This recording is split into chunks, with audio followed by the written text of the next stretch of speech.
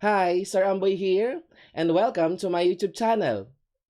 In the previous module, we learned how to solve various types of first-order equations. In Module 3, however, which I will start discussing in this episode, we will study the various applications of first-order equations. And because of that, we will study worded problems which may involve real-life situations or real-world phenomena. So, let's take a look at the various applications of first-order equations that we will discuss in this module. So, here are the topics that we will discuss in this module, which involves the application of first-order equations. First, which is our topic in this episode, we'll discuss the equation of curves and orthogonal trajectories. So, this one is our topic in this episode. In the upcoming episodes, we'll discuss the following topics: the growth and decay, which also involves population models. So dito natin pag-aaralan kung paano dumami ang mga bakterya na nasa petri dish, no? At kung paano nagde-decay ang isang radioactive element. O, di ba? Next, we will also study temperature problems, which would involve the use of the Newton's law of cooling. Okay? Next, we will also study rectilinear motion. Specifically, dyan natin pag-aaralan yung motion ng isang bagay which is falling under the presence of air resistance. Next, we will also study mixture problems. And lastly, we will discuss the application of first-order equations in electric circuits. So, dyan natin i-discuss yung series RL and RC circuits na related sa pag-aaral nyo ng electric circuit analysis sa Circuits 1. O, di ba? So, these are what's in store for us in Module 3. Okay? So, for our topic in this episode, let us discuss how to find the equation of curves, and after that, pag-aaralan naman natin kung ano itong mga orthogonal trajectories na ito. Okay? So, ready na ba kayo? Let's begin! A common problem in differential equations is the one requiring us to solve for the equation of a curve. So, para ma-solve natin ang equation ng isang curve, kinakailangan may given. Ano ang given dyan? Usually, ang ibinibigay ay ang slope ng curve as a function. For example, the slope as a function of x and y. And aside from that, the curve passes through a given point. Ayan. Yung curve daw, given yung slope niya, no? As a function. So that means that the slope changes from point to point. Hindi siya constant, no? Kaya nga ina-represent yung slope as a function kasi nagbabago-bago siya from point to point.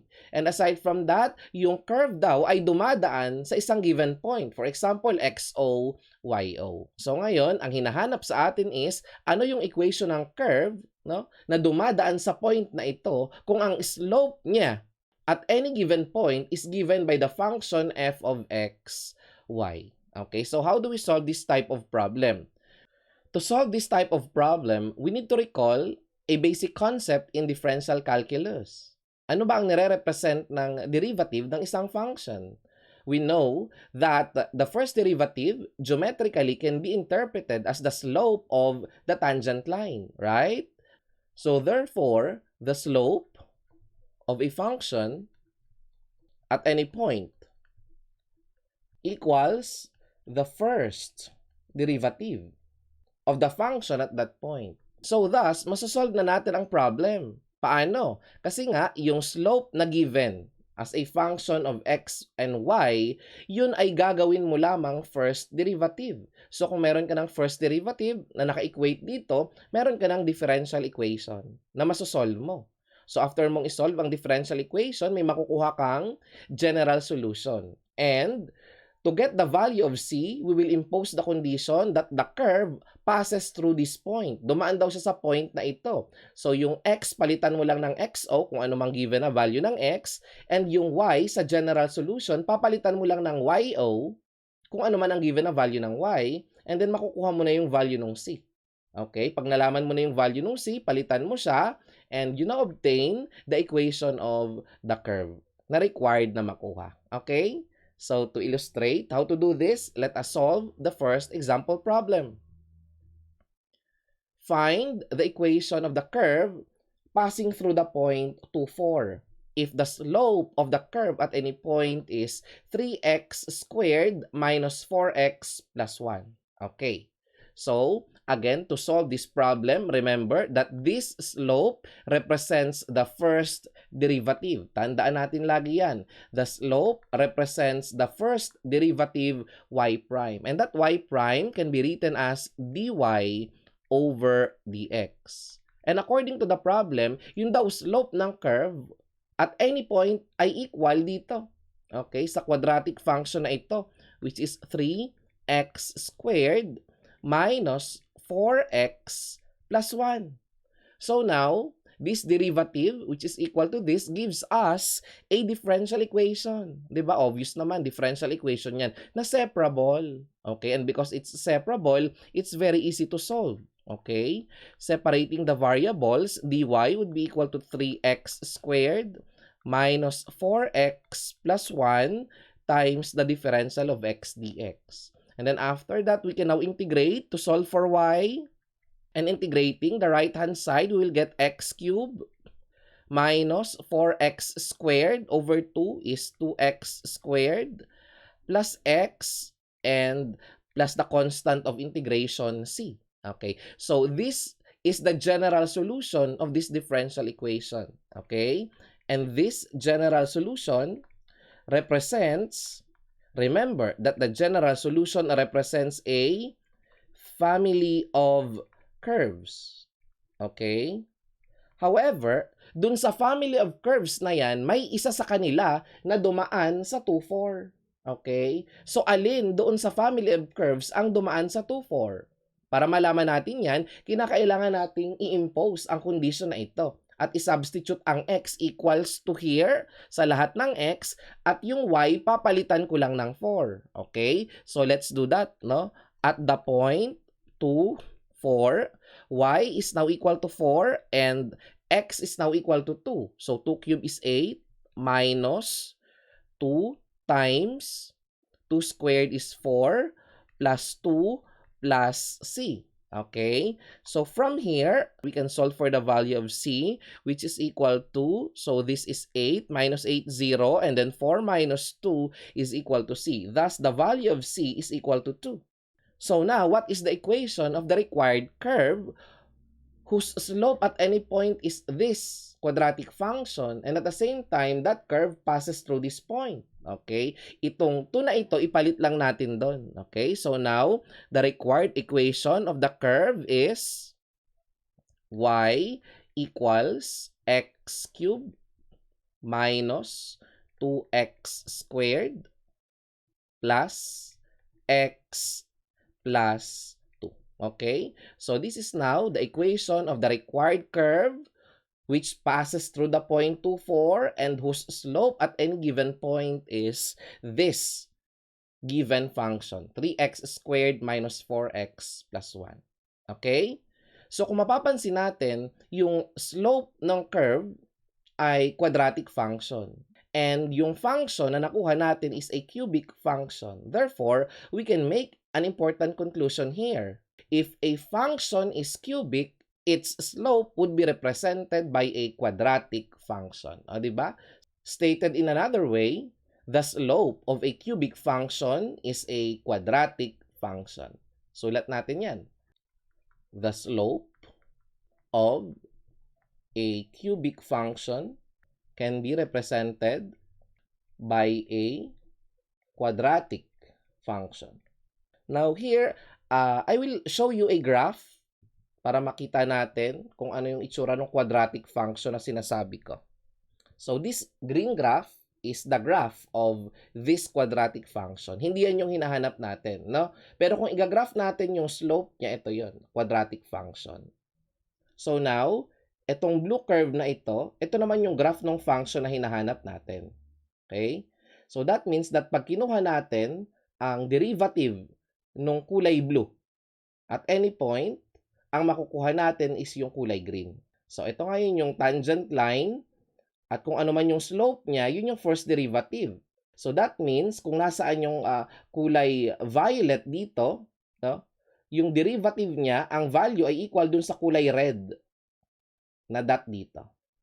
So for example, at this point, kinuha natin yung first derivative ng cubic function. Ano ang value niya? Ang value niya ay ito. Kung itutuloy natin yan, so nandito naman tayo ngayon. So itong slope ng tangent line, yun yung first derivative. Okay? At kung ano ang value ng first derivative, ito yun. So the value of the slope of this tangent line is the first derivative of the blue curve.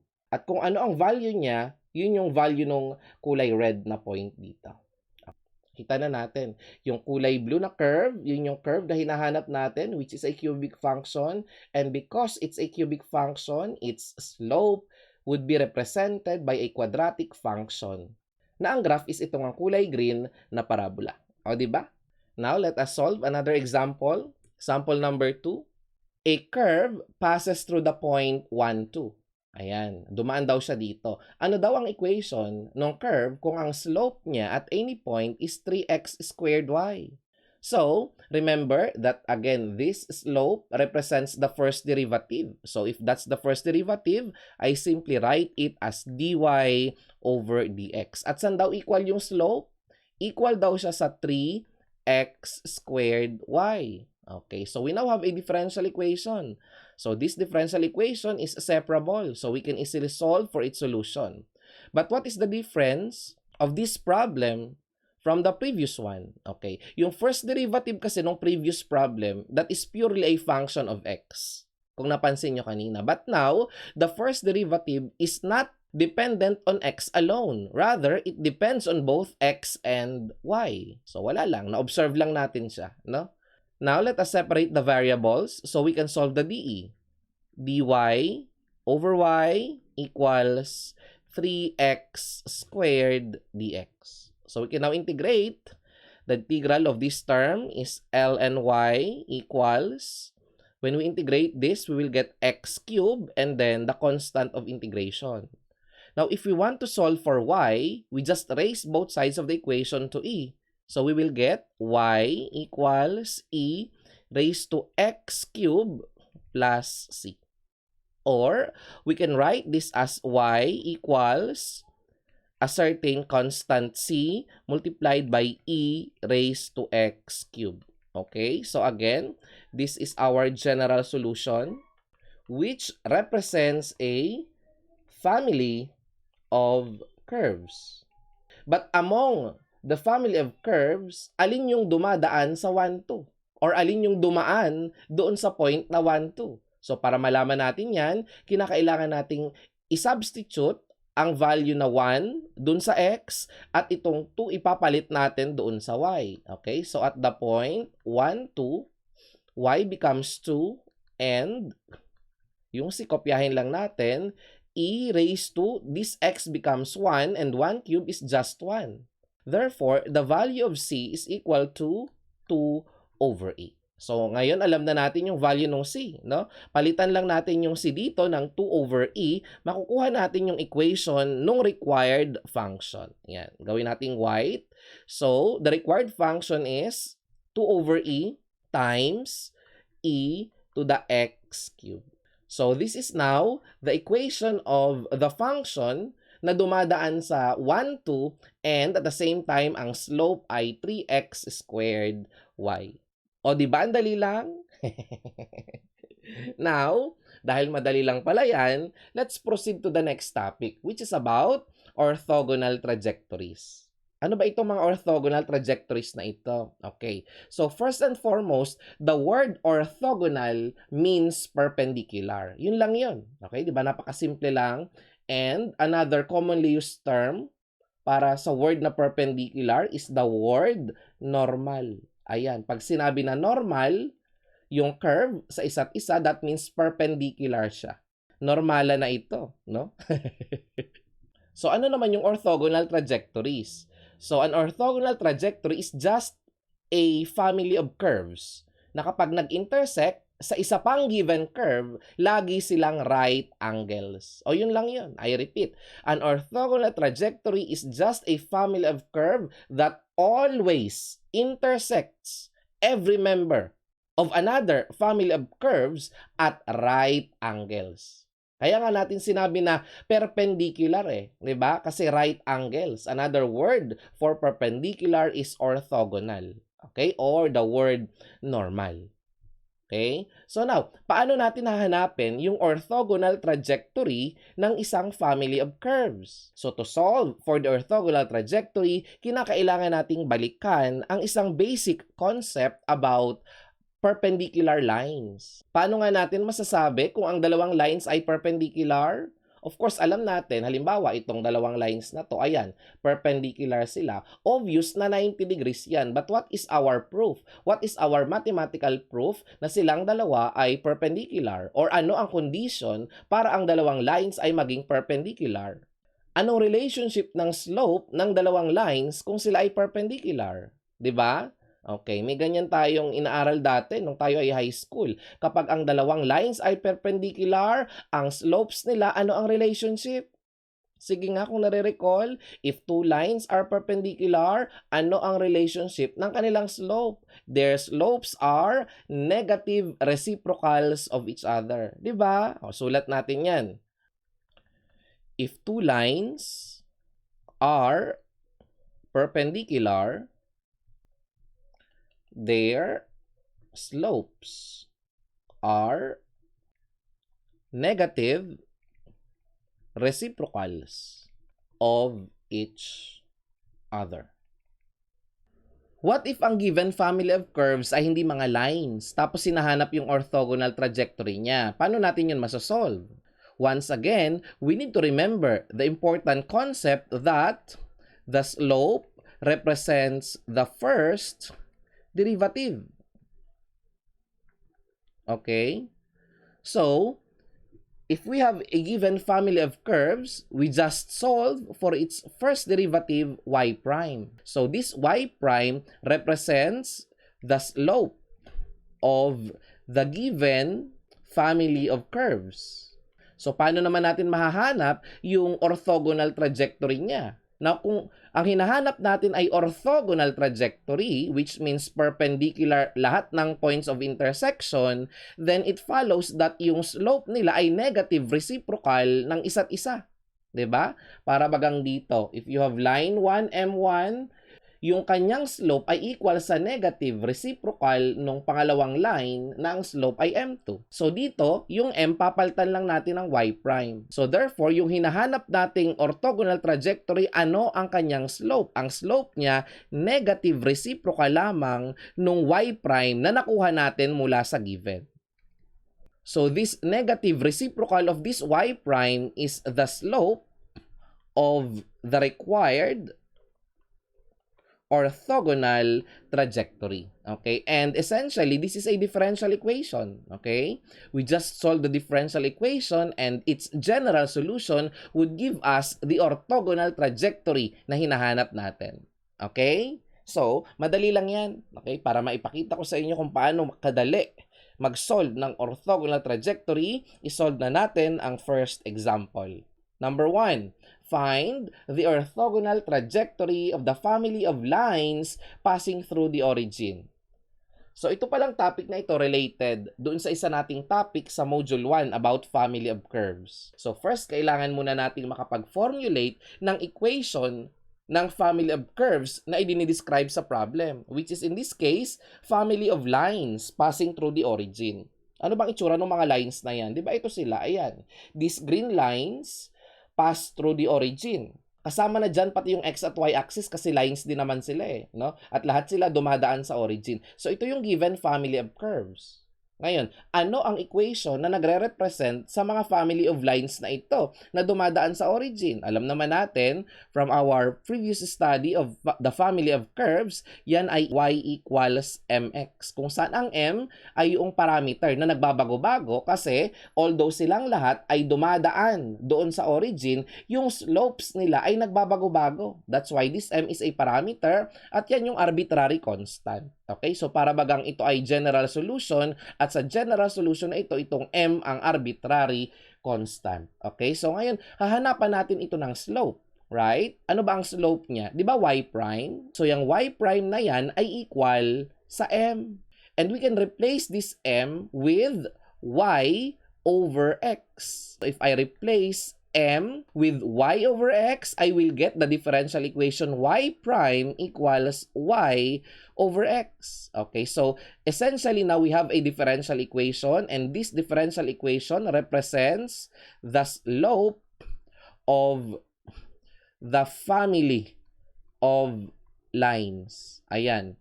Ito ang differential equation na nagre-represent sa family of lines na ito. Therefore, paano natin malalaman yung orthogonal trajectory? Okay, again, the word orthogonal means perpendicular, and if they are orthogonal or perpendicular with each other, ibig sabihin yan, yung hinahanap nating orthogonal trajectory, ang slope ay negative reciprocal nito kasi nga orthogonal sila or perpendicular, 'di ba? So, para sa ating required orthogonal trajectory, y prime would be equal to the negative reciprocal of this, negative x over y. Okay, so ano naman ito? Ito naman ngayon ang slope of the required orthogonal trajectory.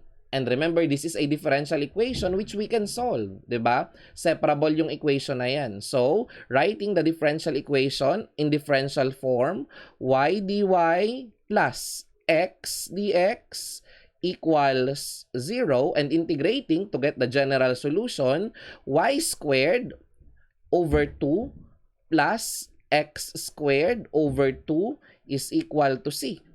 And multiplying both sides of the equation by 2 to eliminate the denominators, we can get x squared plus y squared is equal to c. Okay? And very obviously, this general solution represents a family of what? Okay? Ayan, no? X squared plus y squared is equal to c. Anong nire-represent niyan? This is a family of circles, right? Ano masasabi natin sa mga family of circles na yan? Ang mga circles na ito, since wala tayong term na x at y, ang kanilang center ay nasa origin, whose centers are at 0, 0. Yun yung origin. So, drawing na natin yan. Ano bang itsura ng mga family of curves na yan? So, ito yung orthogonal trajectory na hinahanap natin. Di ba?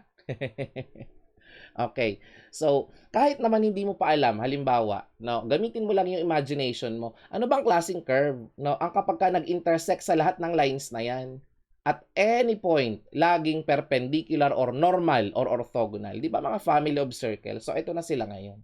Okay? So, paano pag tinanong ka, ano ang orthogonal trajectory ng mga family of circles na ang center ay nasa origin? Okay? So, common sense will tell us that the orthogonal trajectory is a family of lines passing through the origin. So, let us have a recap kung paano mag-solve ng orthogonal trajectory. First, formulate the equation of the given family of curves. Pag may equation ka na, get its y prime. Get its y prime. Ano yung y prime? Yun yung slope. Okay, number 3. Ang gagawin mo naman is kukunin mo lang yung negative reciprocal. The slope of the orthogonal trajectory is just the negative reciprocal or negative 1 over y prime. So, makakaroon ka na ng differential equation. No? Solve mo lang yung DE, yung general solution nun, ang magre-represent dun sa hinahanap na orthogonal trajectory. O, di ba? Madali lang? Okay. Now, let us solve another example. This time, let us find the orthogonal trajectory of the family of parabolas. X equals k, y squared. Okay. So, anong masasabi natin sa mga parabola na ito? So, these parabolas have a vertex at the origin. No, it's very obvious naman. And since naka-square ang y, ang mga parabola na yan ay may horizontal axis. So kung horizontal ang axis niyan, it's either opening to the right or to the left. Depende kung ito ay negative. Pag nag-negative itong term na ito, opening to the left yan. Pag positive yan, then it's opening to the right. Okay? So ngayon, ito na yung mga parabolas, no, na given sa atin. So, since given na ang equation ng mga parabolas, ang sunod na natin gagawin is to get the slope. And remember, ano nga ang nagre-represent sa slope? Yung y prime. Okay? So, let us get the y prime of this parabola. So, we differentiate with respect to x. Ano ang derivative ng x with respect to itself? 1. Diba? And then, ano ang derivative ng ky squared? So, that is with respect to x. So, we will get 2ky, and then using chain rule, y prime. Now, from this equation, we know that k is equal to x over y squared, no? At itong k na ito, pwede natin gamitin na pang-substitute doon para makakuha tayo ng differential equation na may y prime, di ba? So, 1 equals 2 times, ano yung k? X over y squared. Tapos, kopyahin ko lang yung y at saka yung y prime. Okay? So, kita naman natin dito na may magka-cancel. Magka-cancel yung y na yon at saka itong y na to, no? So, may matitirang isang y sa denominator. Now, pwede na nating isolve yung y prime. Okay? Ano ba yung y prime? Y prime equals y over 2x. Okay? At anong nare-represent ng y prime na ito? Yan ang slope of the parabolas. So, itong y over 2x, yan ang slope ng mga parabola na ito.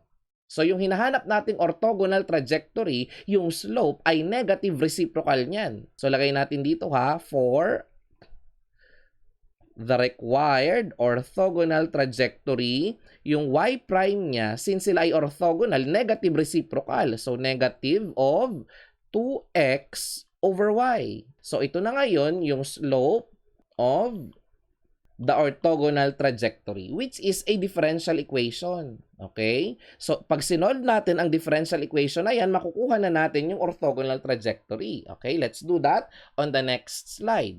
Y prime equals negative 2x over y. Kinopya ko lang. Okay, gawin natin siyang naka-differential form.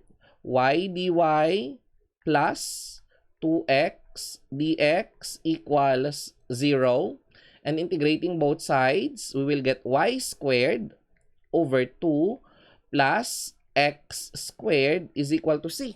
And to eliminate this denominator, we multiply both sides of the equation by 2 and we will get 2x squared plus y squared equals the arbitrary constancy. So from the very looks of it, no, ma-identify natin ngayon kung anong klaseng curve yung hinahanap nating orthogonal trajectory. Okay? So mapapansin natin na both x and y are squared, pero magkaiba ang coefficients nila at parehas silang ng sign, parehas silang positive. Anong klaseng curve ang dinedefine ng ganyang klaseng equation? This general solution represents a family of, okay, family of, hulaan mo nga kung anong curve ang nire-represent ng general solution na ito. Okay? So once again, this general solution represents a family of, yes, that's correct. Tama ang naisip mo. A family of ellipses. Ngayon, kung yan ay mga ellipse, nasaan ang kanilang center? So since wala tayong term na x at y dito, ang center nila ay nasa origin. And ano kaya ang itsura ng kanilang axis? Ang mga ellipse kaya na ito ay patayo o ang mga ellipse kaya na iyan ay pahiga?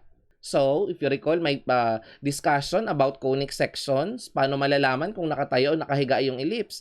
Titingnan mo sa dalawa kung alin yung mas maliit na coefficient. Obviously, mas maliit ang coefficient ng y squared, which means that the major axis of the ellipse is along y. Ang major axis ay vertical. Major axis. So, anong itsura ng mga ellipse na yan? Ito na sila ngayon. Ayan. Yung center nila nasa origin and vertical ang kanilang major axis. Kaya yung mga ellipse ay patayo. So, makikita natin dito kahit saan sila mag-intersect na point dyan, yan ay laging perpendicular. O, diba? Kahit saang point sila mag-intersect. Okay? So, di ba ang gandang tingnan kasi may pattern.